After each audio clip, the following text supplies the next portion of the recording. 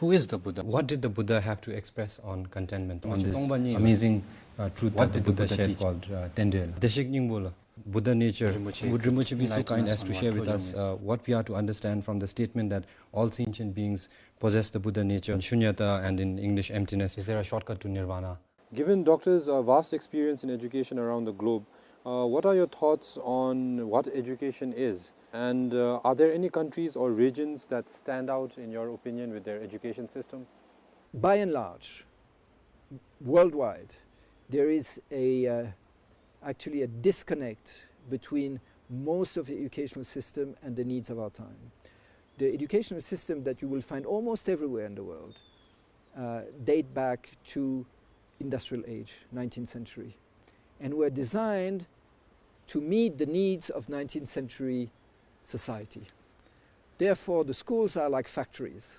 Everybody goes through the same process at the same time, like like an assembly line. And we want to have a standardized product at the end, like a factory product. But human beings are not standard products. So in most educational systems, we lack the ability to really help the specific genius, I might say, of each child to flourish. We want them to become all exactly the same. That's one problem. The second problem of education, it's almost everywhere focusing almost only on the intellect, on academic skills. While we know from research that actually emotional skills and social skills are at least as important as intellectual skills in order to be a happy and flourishing human being. Nobody would expect a child to be able to solve mathematical problems without having learned. So we teach them.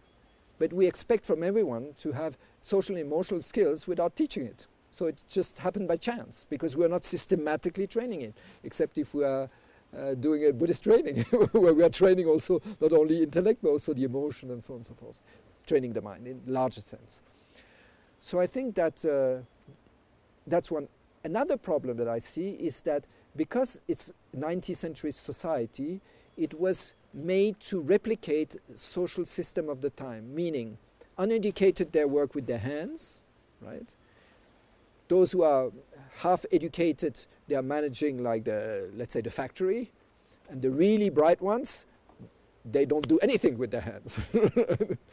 So we have tend to believe that intellectual work is very noble and handwork is very sort of second class. And that's a very wrong attitude, very, very wrong attitude.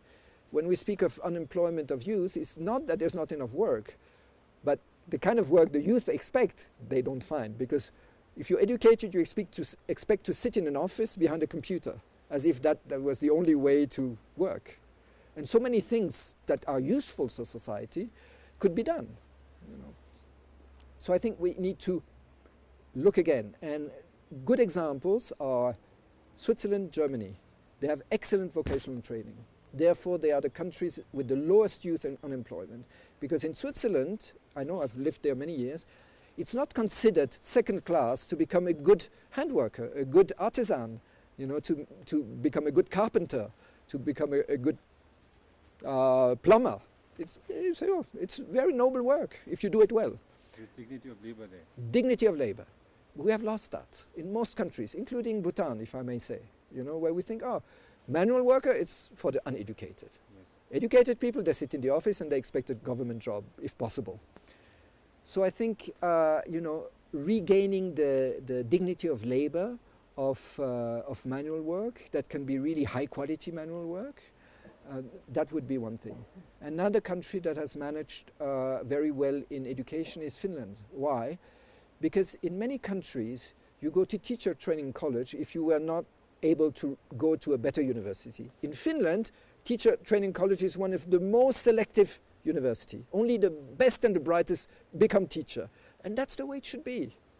If you think, what is really important in society is educating the youth. Therefore, the teachers should have the highest position in society. Also the best salaries. A banker earns a lot of money, but what use is a banker to society? It's okay, a little bit of use, yes, but not that useful. Because an educator makes the banker also. Definitely, and all the others. All the others. And we tend to think, university professor, that's very high. Kindergarten teacher, that's low class. But it's the contrary, because I've been a university professor, I know the way I can influence young people is very limited. But when you work with young children, you are planting seeds that will have an effect all through the whole life. So it's also the way we consider the teaching profession that should change. I'm grateful for the fact that I am doing what I am doing right now, and it's all thanks to the education system. But then again, there was a lot of battles that I personally had to go through to get at where I am at.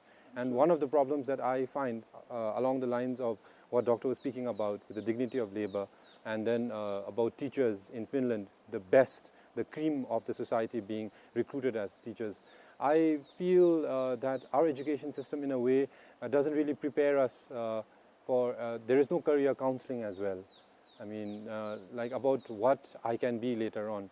And I feel that also in a way tends to affect, because by the time I reach class 10 or 12, and if I don't qualify for a government school and if my parents cannot afford my education outside, then I am kind of compelled to go and find a job, which is an injustice to me because I am not doing what I want to do.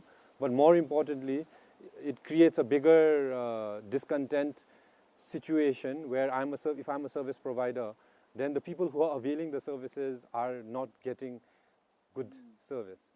I mean, just expressing a little idea about,